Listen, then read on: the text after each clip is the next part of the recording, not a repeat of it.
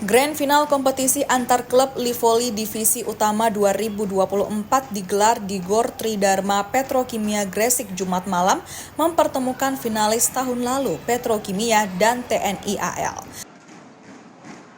Sejak awal set, Petrokimia bermain agresif dengan menekan pertahanan lawan. Servis yang tajam serta blok yang ketat dari Sheila Bernadetta, Medioku dan Nandita Ayu berhasil mendominasi permainan. Sementara para pemain TNI AL mengalami kesulitan untuk keluar dari tekanan dan sering melakukan kesalahan sendiri.